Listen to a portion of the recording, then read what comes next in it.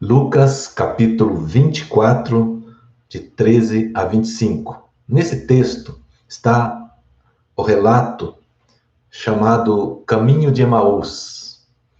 E para sintonizarmos no que trata esse texto, logo após a ressurreição de Jesus, é que ocorreu essa situação. Ele havia morrido, haviam sepultado, e Jesus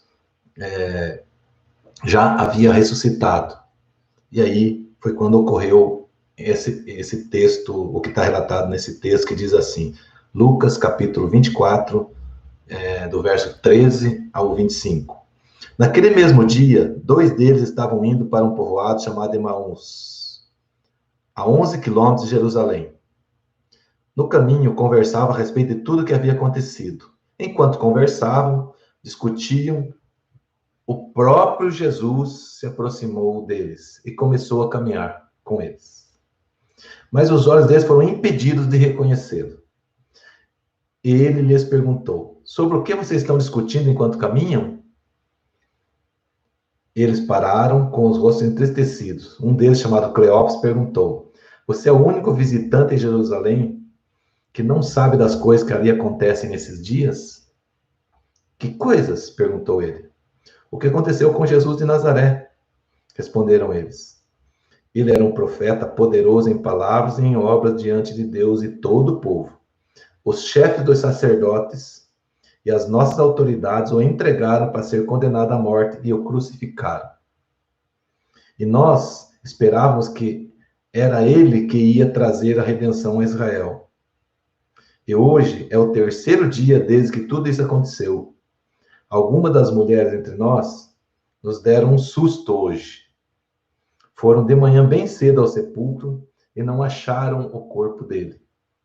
Voltaram e nos contaram ter tido uma visão de anjos, que disseram que ele está vivo. Alguns dos nossos companheiros foram ao sepulcro e encontraram tudo exatamente como as mulheres tinham dito, mas não o viram. Ele lhes disse: como vocês custam a entender e como demora a crer em tudo que os profetas falaram. Muito bem. Essa narrativa, esse ocorrido, nesse caminho de 11 quilômetros que esses dois estavam fazendo, dá para a gente perceber que eles estavam tremendamente frustrados. A conversa deles era assim, digamos, dois camaradas cabisbaixo, entristecidos, e conversavam sobre tudo que tinha acontecido, como dizer assim, olha, acabou, o que a gente imaginava que ia acontecer não aconteceu, é tudo que a gente poderia esperar que acontecesse, de repente agora foi embora, né? Nós esperávamos que ele fosse ser o Messias, agora morreu, as nossas autoridades, próprios nossos religiosos, os nossos líderes entregaram ele para ser morto, e assim por diante, toda aquela lamentação que estava acontecendo. E aí a gente vai, a primeira coisa, entender o que é frustração, né? Por que falar de frustração? Frustração é quando você tem esperança em alguma coisa, quando você tem uma visão de futuro, quando você tem algo ali que você espera, e de repente isso se perde de vista, ele se some. É como você está prestes a chegar do outro lado da margem, a margem do rio acaba e vai para outro, ganha outra distância, né? Então, a frustração é basicamente o esmaecimento da esperança, a perda da expectativa ou uma esperança que vai embora. Isso é frustração. Você está muito perto, às vezes, ou muito focado em alguma coisa e, de repente, isso perde sentido, isso some. É isso que que é a frustração, é isso que acontece com a gente. E às vezes as pessoas querem, de uma maneira ou de outra, fazer de conta que isso não acontece, porque é crente, porque tem fé, porque tem todas as coisas, mas você é gente. Você é um ser humano. E por isso, essas coisas impactam sim a nossa vida. Às vezes uma promoção que não aconteceu, um negócio que deu para trás, uma mudança que não aconteceu, um negócio, às vezes uma esperança, uma expectativa que você tinha com alguma coisa, e uma crise que se abate, né? Agora, por exemplo, quantas pessoas tinham bastante projeto para 2020 e daí vem o negócio fica em casa. Outros que precisam trabalhar e não conseguem trabalhar e queriam pagar as contas, queriam mudar esse ano, mudar de vida, também não conseguem porque as coisas tudo parou. Então, eu queria, assim, sobre um ângulo muito, não muito aberto, levar para esse lado das frustrações da vida pessoal, mas trabalhar bastante, olhar esse cenário. O que aconteceu realmente aqui, né? E eu estou fazendo uma reprise desse texto, porque eu procurei outro texto, outra situação que representasse essa questão da fé e desse momento que nós estamos passando, que é o que está acontecendo com todos nós. E, na realidade, esse aqui é um texto que se cresce muito na nossa visão, de que em relação a todos aqueles desafios que nós temos vivido e que vivemos agora, né? Então, é importante a gente analisar que a frustração, ela nos tira dos trilhos, né? Ela pode nos tirar, às vezes, nos tira as forças. Uma pessoa frustrada, desanimada, não tem forças para... Se quer fazer alguma coisa, não consegue. Começa as coisas, não termina, sabe? Essas coisas, assim, você pode ter, sabe? A gente precisa nessas horas, às vezes, de uma mão amiga, de um abraço, de um conselho, de alguma coisa. Mas, antes de tudo, nós precisamos ter fé, porque também, se nós desanimarmos na fé, aí complica de todo lado, né? Aí complica tudo. Então, nesse caso, nós vamos pensar em que a nossa frustração da vida pessoal, ela não pode afetar a nossa fé, né? Então, quando nós olhamos isso, né, nós vemos que a maneira com que nós olhamos a nossa vida, né, e a maneira com que nós nos relacionamos com essa dificuldade, na realidade, elas impactam muito a maneira como nós nos relacionamos com Deus. Porque essas frustrações, a gente se frustra com líderes, com igreja, com a vida, com tudo, e isso acaba refletindo no nosso ânimo. E às vezes nós temos força para nos assentarmos, né, e chorarmos no colo de Deus, né? Mas tem horas que isso parece que até isso some. Então, veja bem, a frustração é uma coisa natural para a nossa vida, mas não podemos deixar dominados por ela. Veja bem, nesse texto, claro, eles foram impedidos de ver Jesus, de reconhecer Jesus, e tem muita discussão a respeito do porquê que eles foram impedidos. Eu não vou trazer aqui, porque eu ficaria muito tempo só tentando explicar algo que não está claro, né? Tem entendimentos diversos, não é nesse meio, não é isso que é importante hoje para nós. Mas assim, parece que esse cara, você lendo aqui, antes de falar de não conhecer Jesus, eles disseram cada coisa aqui, que se a gente olhar no dia de hoje, como eu costumo dizer, dá vontade de pegar a cinta e dizer, poxa, como é que você não viu isso? Né? Mas assim, eles iam caminhando, e aí quando chegaram, de repente, descendo, é uma distância longa, né? Chega um momento que aproxima-se deles a terceira pessoa, que no caso era Jesus, mas eles não sabiam. E tenta conversar com eles, o que vocês estão falando? Eles falam assim, escuta, você está por fora de tudo que está acontecendo? A notícia em todo quanto tá no Twitter, no Facebook, tá no Instagram, tá na televisão, tá todo mundo só falando disso, o que aconteceu esses dias aí, porque quem que é você, né?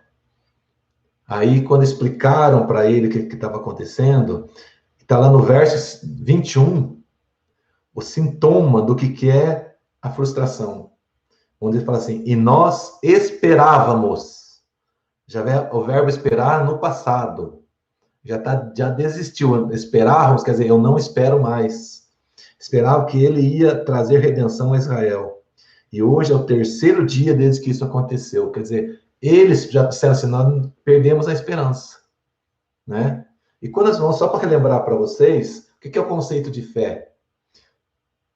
A fé é o firme fundamento das coisas que se esperam e das coisas que não se vê, né? Então, a fé, ela é muito ligada naquilo que, naquilo que nós esperamos, naquilo que nós temos expectativa, né? Claro que dentro de um range de coisas que às vezes as pessoas saem fora dele, mas a fé, ela é muito limitada às coisas de Deus, mas ela é bem relacionada com a esperança que nós temos em Deus, em todas as coisas. Você diz, poxa, ele veio aqui, ele fazia milagre, ele curava as pessoas, ele nos ensinava, ele fazia tudo isso, nós seguimos ele, e agora, de repente, toda a esperança que estava cheia no coração, ele vai embora, morreu, acabou, mataram ele. Quer dizer, acabaram com a nossa esperança. E hoje nós temos muitas coisas que são assassinos da esperança das pessoas no dia. E esse ano nós tivemos assim, uma carga pesadíssima disso, né? E assim, quando a gente olha e vê que a nossa esperança vai embora, por alguma razão, isso nos afeta, por mais que a fé seja viva, né? Então, de alguma, ou em mais intensidade, ou menos, isso acontece. Mas, veja bem, isso já estava, nós esperávamos, às vezes confessaram que não esperavam mais. E aí, essa desesperança dele deixou eles completamente assim, a frustração era tão grande que todas as evidências que aconteceram ao redor deles, eles simplesmente não se ligaram. Muito pelo contrário, eles desconfiaram, ficaram assim, essas evidências para ele não era nada em relação àquilo que pudesse animá-los novamente, né? Então você veja assim, veja quantas coisas não prestaram atenção. O verso 21 ou 24, veja como eles dizem. Algumas das mulheres entre nós nos deram um susto hoje. Foram lá amanhã bem cedo no sepulcro e não acharam o corpo dele. Quer dizer, o corpo dele não estava no sepulcro, né? Eles falaram que levaram um susto, tá? Voltaram e nos contaram ter tido uma visão de anjos que disseram que ele estava vivo. Mesmo assim, nem se tocaram, não acreditaram. Os anjos, apareceu o anjo, as mulheres, ó, veja bem, não era mulher estranha. Algumas das mulheres entre nós. Essas mulheres eram do grupo. Eles conheciam elas. E deram um susto, falaram, na manhã, bem cedo, ao sepulcro, não acharam o corpo dele. Voltaram e nos contaram ter tido visão de anjos. E outra coisa, por que elas foram lá cedo ao sepulcro? Porque desde os profetas, dos ensinamentos de Jesus, na andarem junto com ele, as pessoas já sabiam que a ressurreição aconteceria ao terceiro dia. Então, com certeza, elas foram lá para ver isso, com essa esperança. E mesmo contando que ele não estava lá, que viram anjos, e que os anjos disseram que ele estava vivo, que não está aqui, mas já ressuscitou, eles também não entenderam isso como não reacendeu neles a esperança, que de uma forma normal elas saírem correndo ir para lá, né? Poxa, não está lá, o anjo falou que ressuscitou, que está vivo, então vamos procurar ele. Não, mas estavam voltando para casa, estavam indo embora, frustrado, cabeça baixa, lamentando uns com os outros, né? E aí, alguns dos nossos companheiros foram ao sepulcro e encontraram tudo exatamente como as mulheres tinham dito, mas não ouviram. Quer dizer, aí pronto. Foi alguém lá, testificou tudo que eles já tinham falado, e mesmo assim, eles foram embora reclamando e dizendo, frustrado. Por quê? O nível de frustração que nós temos, a falta de esperança, afeta a maneira como nós nos relacionamos com Deus, muitas vezes. E às vezes isso, assim, por mais que você vai orar, você ora, mas parece que a oração não passa do teto. Porque a nossa cabeça, a nossa mente, porque a nossa interação de alma e espírito precisa de um ambiente tranquilo. Deus não nos fala em meio à turbulência, Deus nos fala no vento suave. Quando você quer ouvir Deus, nós temos que estar da maneira calma, tranquila, concentrada, porque senão o nosso espírito e nossa alma estão vivendo essa conturbação de mente e a nossa mente não recebe essa paz, essa comunicação que vem do espírito. Então, por isso que quando às vezes você está muito atribulado e vai orar e quer que Deus fale, Deus não está falando comigo, não fala, porque você não parou, não virou a chavinha, não, porque com o dia a dia fervendo na sua cabeça, você não vai ouvir o que Deus está falando. Não é Deus que não falou, é você que não está ouvindo, ou você que não está em paz, porque às vezes ele está falando, às vezes o silêncio de Deus é uma resposta. Então, eles com a cabeça tão perturbada, você não tinha nem condição. Está nos ensinando aqui que, por mais que tentasse tantas evidências, olha, as mulheres foram lá, não estava lá. Os anjos, apareceu anjo. Quando que aparece anjo para essas mulheres? Apareceu anjo e disse que ele não estava lá, que já tinha ressuscitado. Disse que estava vivo. Mesmo assim, os companheiros foram até o sepulcro e lá estava exatamente como as mulheres tinham descrito. Certamente eles tinham desconfiado que as mulheres tinham visto coisas. Foram lá também da mesma forma, não tinha... as evidências eram as mesmas. E mesmo assim, eles mergulhados naquela frustração, naquela tristeza de alma, a cabeça fervendo, preocupações, desesperança, o que eles fazem? Vão embora. Se afastam do grupo, se separam do grupo e vão embora. 11 quilômetros de chão, no pé. Perderam a fé e eles não viram. A fé não tinha, para ver, não tinha fé no que está escrito, no que os profetas disseram, nada disso. Eles simplesmente caíram fora e foram embora. E o pior de tudo, né? Jesus do lado deles, depois lá no final você vai ver que Jesus, eles dizem, como não ardia em nós o fato de estar ao nosso lado. Mas essa aí é uma questão outra, porque eles não conseguiram foram impedidos de reconhecer Jesus estava ao lado deles. Mas, mesmo assim, o próprio Jesus advertiu eles, dizendo assim, no verso 25 a 27.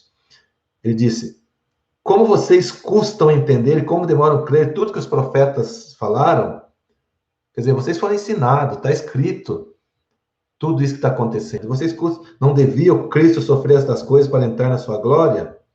E começando por Moisés e todos os profetas, explicou-lhes o que estava escrito a respeito dele em todas as escrituras. Quer dizer, Jesus ainda caminhando com eles, pegou e deu uma aula para eles. Olha aqui, deixa eu explicar para vocês o que está acontecendo. Né? Isso está acontecendo por todos que os profetas falaram.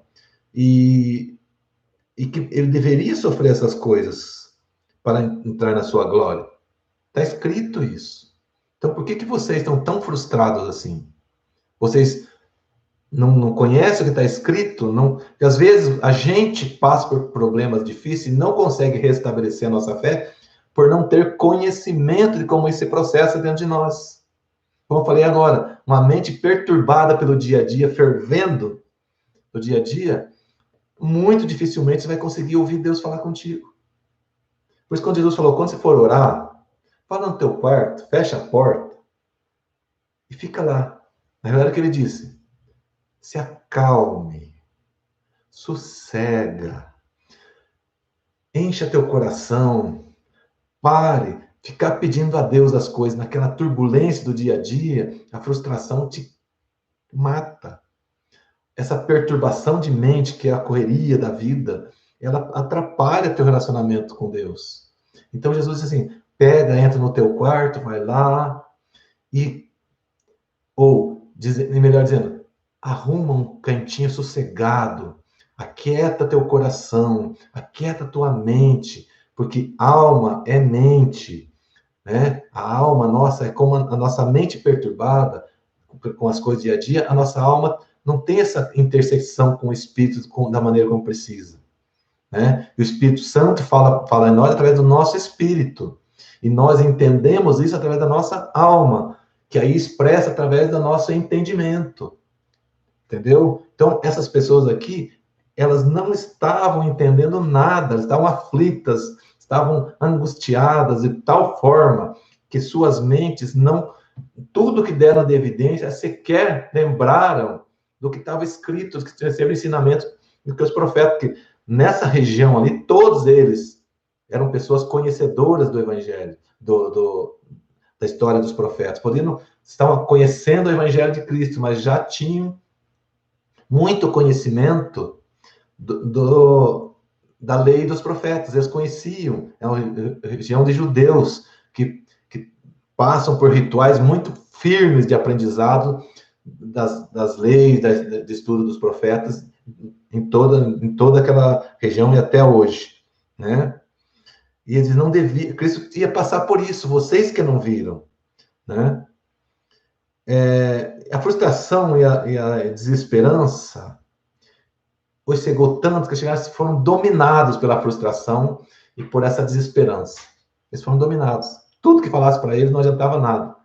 Mesmo Jesus falando, ó, tudo que as evidências, depois Jesus andando com ele, falou, vocês viram, os profetas escreveram, e ia acontecer isso mesmo. Não adianta, é isso mesmo que ia acontecer. Vocês não sabem disso? Mesmo assim, eles continuaram a sua decepção. E aí, eu digo para você, como é fácil se frustrar. E essa frustração deles estava na área da sua fé, né? E eles esperavam o Messias e foi morto o Messias, que eles esperavam que Jesus fosse o Messias como era, né? E aí, o pior ainda, os seus líderes, as autoridades, os seus líderes religiosos que entregaram ele. Então, eles sofreram uma frustração imensa com a sua liderança. Aquelas pessoas que eles achavam, poxa, esse aqui tem que ajudar, é gente dos nossos. Eles foram os principais que entregaram Jesus, né? Então, e aí vamos trazer isso para uma aplicação do nosso dia, né? Como isso funciona na nossa vida hoje. Porque hoje temos muitas pessoas que frustradas, se decepcionam também na área da sua fé. Se decepcionam com a igreja, com a sua igreja, sua liderança, sua denominação religiosa. Por quê? Por N fatores, nós já fizemos aí, se você vê, sobre fé, religião, sobre uns outros mensagens anteriores nós fizemos aí, que está no canal. Se você olhar, você vai ver como nós mostramos quantas possibilidades tem das pessoas se frustrarem com Deus e com a sua igreja, com a sua denominação. E um desses sintomas, que eu até aguardo agora, como vai ficar isso, mas nesse novo censo, mas só para você ter uma ideia, no censo de 2010, o número de evangélicos sem igreja cresceu 465% de 2000 a 2010. E naquela época ninguém falava em desigrejado ainda. Então, por que isso? Porque se frustraram com a sua liderança, com a sua igreja, se frustraram muitos deles se frustraram com Deus. Ah, Ironi, mas pode? Como se frustra com Deus? Porque o Deus que muitos pregam hoje não é o Deus da Bíblia. Já falamos isso também. Então as pessoas criam expectativas sobre um Deus que está na sua igreja, que os líderes falam que dá isso, que dá aquilo, que faz aquele outro, que não faz, e que só falam de um lado da moeda, e que vão desenvolvendo essa ideia de um Deus que é servo, de um Deus que faz. E na realidade, quando elas querem, pedem algo a Deus e não recebem. Eu lembro um dia que eu ministrei numa igreja sobre as 3 respostas possíveis da oração, né? O sim, o não e o espere, né? E quando eu terminei de pregar, e eu lembro muito bem que quando eu falei que as pessoas acham que Deus não diz não, porque a Bíblia fala tudo que pedirdes em meu nome, crendo recebereis, e tudo. E vão usando um versículo atrás do outro, fora do contexto, para justificar isso, né? Esquecem da vontade de Deus, esquecem de uma série de coisas, de cuidados que Deus tem na resposta de oração, né? E de ensinamentos bíblicos sobre isso. E quando a pessoa me interpelou, eu lembro que eu disse, Deus diz não sim, se ele disse para o seu próprio filho, Jesus, lá no Getsemane. Porque quem somos nós que não vamos receber um não de Deus? Então as pessoas se frustram porque recebem um não de Deus. Né? Jesus lá no Getsemane não orou? Pai, se possível, passa de mim esse cálice. Ele passou? Não. Então quem somos nós? Para achar que Deus não diz não. Então, aí as pessoas se frustram porque não foram ensinados. E aí quando a pessoa me parou, eu falei assim, pastor, me diz uma coisa. eu quero te dar um abraço, me deixa? Eu falei, claro. Aí ela me abraçou e falou, muito obrigado. Eu estava triste com Deus. Porque esse púlpito, toda a vida vem gente que critica, Deus faz, Deus deixa de fazer isso, Deus faz aquilo, vem aqui para frente, nós oramos e Deus faz, Deus cura, Deus prospera, Deus resolve, Deus arruma isso, Deus arruma aquilo, e tal, e tal, e tal, e a gente vai para lá, e acontece isso, no final da história eu tô aqui no mesmo lugar, não aconteceu nada, e eu tô achando que é eu, tô achando que é Deus, que Deus não gosta mais de mim, e fala, hoje eu saio daqui cheia de Deus, porque eu entendi que o não de Deus para mim, porque eu estava pedindo, é uma resposta muito boa para mim. Receber o não de Deus é o propósito dele. Então, eu vou procurar ouvir ele. E me deu mais um abraço, aquele rosto feliz, assim, dizendo, olha, eu encontrei hoje uma explicação para a angústia que vivia dentro de mim. Então, é muito fácil, porque esse Deus que pregam hoje frustra, gera decepção. Porque a religião gera expectativa errada. Essa ânsia de ficar falando do que Deus dá tudo, que vem para cá e dê isso, que Deus te dá aquilo e faça isso, as coisas erradas, sem a explicação completa, o que acontece? Gera frustração nas pessoas. E as pessoas estão caindo fora da igreja, caindo fora das igrejas, estão frustradas. As instituições hoje, esses dias eu olhava no Facebook, muita gente falando sobre. Uma pessoa falava de empresas religiosas, e eu fui lá e defendi, como eu sempre faço, que não se mistura isso no mesmo balaio. Tem gente fazendo isso, mas tem muita gente séria. Agora, se a gente misturar tudo isso, o que vai acontecer? Mas as pessoas estão tão sensíveis a esse tema que tem muita gente frustrada hoje com Deus, com a igreja, com a liderança. Aquelas pessoas que tinha assim uma esperança grande, que ela gostava dele, que era sério, de repente viu pedindo dinheiro, ou qualquer coisa assim, ou faz qualquer coisa que ele acha que não entende, às vezes nem sabe direito a história, já toma a sua própria conclusão e vai indo. Então, isso está gerando nas pessoas, impactando a sua fé. E aí, isso não funciona, porque os líderes, eles prometem coisas em nome de Deus que Deus não faz. Arrebanham pessoas pelos motivos errados. Arrebanhar as pessoas na igreja é para ir para o céu, é para a eternidade, é para se arrepender dos seus pecados, para receber o perdão, para aprenderem o caminho do céu, para se livrar das suas frustrações com esse mundo, para fortalecer sua fé, para que a igreja possa discipulá-los e levá-los a Cristo, a maturidade cristã, e assim ter uma caminhada tranquila. As pessoas veem líderes que a igreja que não estão focados no que a igreja ensinam o que a igreja dá para eles. E aí frustra todos, e ilude as pessoas quanto à sua fé e sua esperança verdadeira. Porque se as pessoas não conhecer Jesus de verdade, se não conhecer Jesus de verdade, meu querido, pronto. Se frustra mesmo. Porque motivos para a gente se entristecer, motivos para a gente ficar frustrado, já tem de graça. E ainda tem mais o inimigo que força a gente para fazer isso, para estar nessa situação. Mas para não se decepcionar, você precisa conhecer o Deus do amor, que ama incondicionalmente. Um Deus que te ama incondicionalmente. Independente do que você é ou do que você faça, ele te ama igual. Mas também tem que conhecer o Deus do servir, o Deus do sacrifício, o Deus da renúncia, o Deus da adoração, e o Deus que se fez carne e veio morrer na cruz. Não é um Deus garçom que veio para dar tudo que nós pedimos, tudo que nós queremos, tudo que nós precisamos. Não é um Deus babá que vem aqui para ficar pegando os filhinhos A, B ou C. Ah, meu queridinho, não faça isso, não fica tristinho. Não. Deus nos deu a opção, se quer servir, negue-se a si mesmo e siga-me. Vai, vende teus bens e siga-me. Sempre, para seguir Jesus, tem renúncia. Para seguir Jesus, tem batalha contra nós mesmos. Para seguir Jesus, nós precisamos tomar posição de querer.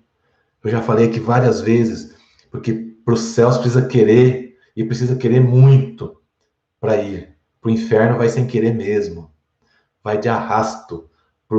Eu penso assim, essa semana eu estava vendo as crianças brincando numa rampa, Aqueles alisagens bem lisa, aquela rampa bem comprida assim, e eles estavam deslizando, e tentavam subir e voltavam um pouco, e subir e voltavam um pouco.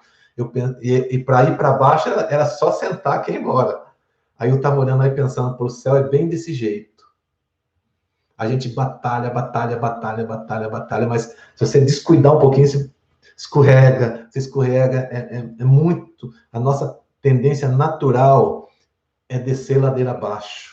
A nossa vida humana nos leva para baixo, nos leva para o lado do inferno, nos leva para a eternidade com Deus, precisa ser batalhada, naquele sacrifício, passo a passo, um passo depois outro, e vai, e tudo com dificuldade. É para isso que o Deus nos deu essa oportunidade de servi-lo. Mas quem crê no Deus do Evangelho, da cruz, não se frustra com ele, experimenta a sua graça, sua fidelidade, o seu amor. Quem crê nele, experimenta essa graça, a sua fidelidade e o amor. Então, quando você conhece Jesus de verdade mesmo, isso muda totalmente a sua caminhada. Veja bem, ao anoitecer, digamos, anoitecer é aquele momento mais difícil da caminhada. Às vezes você está naquele momento mais difícil, está anoitecendo para você, está escuro, está frustrado, as esperanças, você olha para todo lado, só vê escuridão. Mas de repente, eles chegaram no vilarejo de Emaús. E Jesus até fez uma brincadeirinha com eles, fez de conta que ia para frente. Mas eles convidaram Jesus a chegar na sua casa. Fala, fica aqui, já é tarde. Fica com a gente aqui. Você foi tão bom a conversa, fica aqui, já é tarde, vai ficar andando à noite aí. E ao assentarem à mesa, Jesus, reconheceram Jesus. Na hora escura, na hora da maior dificuldade, Jesus se revelou a eles mesmo na sua angústia, mesmo naquela tempestade emocional que estavam vivendo, naquela frustração enorme. Na hora mais difícil, Jesus se revelou a eles. E aí a frustração foi embora. Foi embora. A esperança voltou. E eles descobriram que Jesus caminhava ao lado deles o tempo todo. Que aquele cara desavisado, que não sabia de nada, era nada menos do que Jesus. Às vezes, ao seu lado tem pessoas que Deus colocou, que você não está percebendo, que está lá porque Deus colocou para cuidar de você. Que Deus colocou para te trazer mensagem de esperança. Que Deus te colocou para te ajudar a vencer essas frustrações, todas essas dificuldades nesse momento. E também você pode ser alguém de Deus do lado de alguém que está sofrendo. O cristianismo pressupõe isso. Você de um lado, você recebe, às vezes a carga está grande para você, mas você vai carregar do outro também. Às vezes você está com quase nada na sua conta, não tem quase nada de dinheiro, mas vai partir com alguém que tem nada. Às vezes esse egoísmo nosso, eu não tenho nada, não. Você não tem nada, não, você tem. Às vezes é um pouquinho de azeite, às vezes é um pouquinho de farinha no fundo do saco. E essa semente precisa ser semeada na vida de alguém. Então, quando nós somos levados e descobrimos que Jesus estava ao nosso lado o tempo todo, aí ele senta à mesa e se revela. Jesus se revela na mesa. A mesa é comunhão.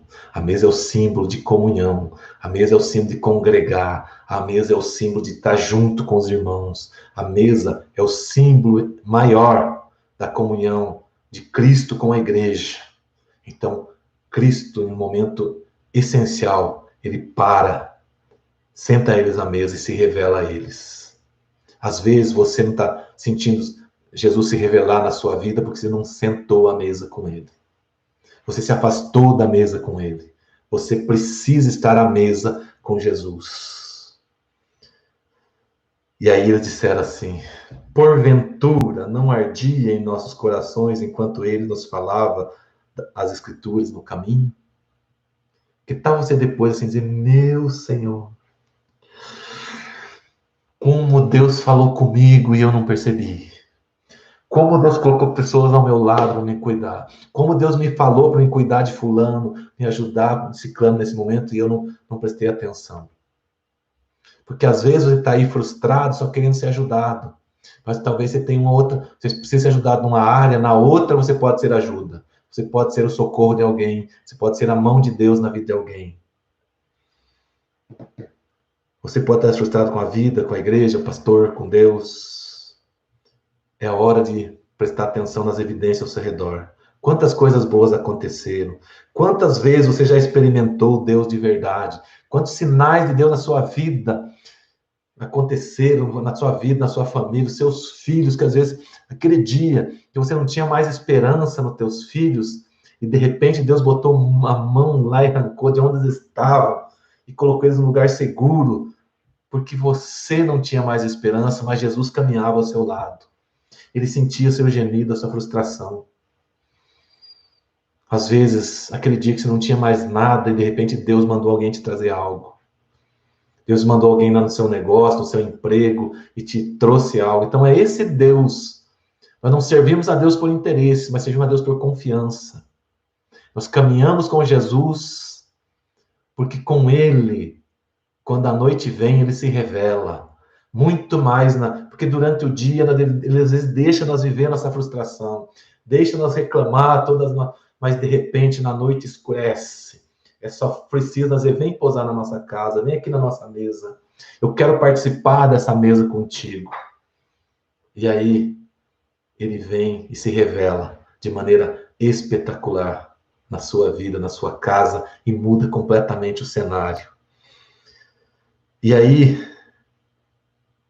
me vem à mente, nesses momentos difíceis, aquele texto tão conhecido lá de Lamentações 3:21, que diz assim: Todavia, lembro-me também do que me pode dar esperança.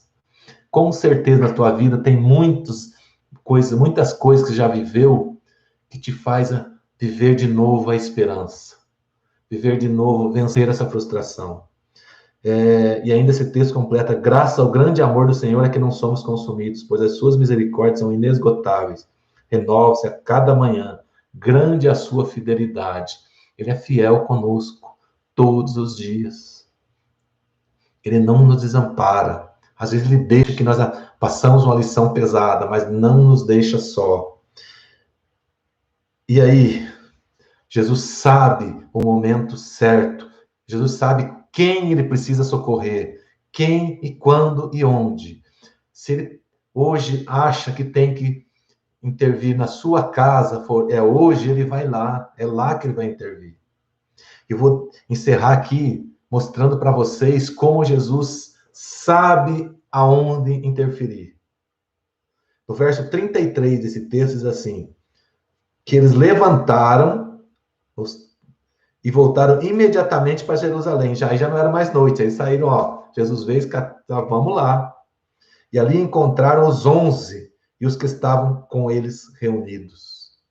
Então, se pensa bem, Jesus ressuscitou e estava 11, mais outros estavam com eles reunidos lá. Bastante gente. Estavam reunidos. Onde Jesus decidiu ir primeiro? Ele disse: eu proponho, né? Não está escrito isso. Tem 2 que estão indo lá para Emaús, desanimado. Estão indo para lá frustrados. Estão indo para lá cabisbaixo. Eu vou cuidar deles. Esses aqui são mais gente, um ajuda o outro. Mas aqueles 2 lá precisam. Eu vou interferir na vida deles. Eu vou sentar à mesa, trazer eles para a comunhão de volta. Eu vou mudar a perspectiva deles hoje. E Jesus foi para lá e chegou neles, caminhou junto com eles, um bom tanto da caminhada. E depois se revelou a eles, encheu o coração deles de alegria de novo e fortaleceu, de forma que eles tiveram força de se levantar e pegar aqueles 11 quilômetros de volta e ir embora, voltar para Jerusalém para viver com ele de novo. Meus caros, a minha oração hoje é que Jesus se revele na sua mesa. Convida Ele para estar em sua casa. Que Ele venha se revelar. Que Ele venha dar um fim nessa angústia e te revivar a sua fé. Fechar e resolver suas decepções, seja com quem for, com o que for. Jesus se revela na mesa da comunhão, na mesa onde tem a paz, na mesa onde reina o Senhor, na mesa onde reina a comunhão. E Ele diz para você: estou aqui. Eu estava caminhando do teu lado, sempre. Muito embora você estava preocupado com tantas outras coisas, mas eu vim ao seu lado. Até que você me convidou a chegar na sua casa, eu me revelarei na sua mesa. Jesus, o Deus que se fez homem, quer se revelar na sua mesa, na sua casa, na sua vida. Hoje, que Deus te abençoe e logo, logo, nas próximas semanas nós voltamos, na segunda-feira, se Deus quiser. Deus te abençoe e que o nome do Senhor Jesus seja glorificado na sua vida e na sua casa. Curta Ele na sua mesa, na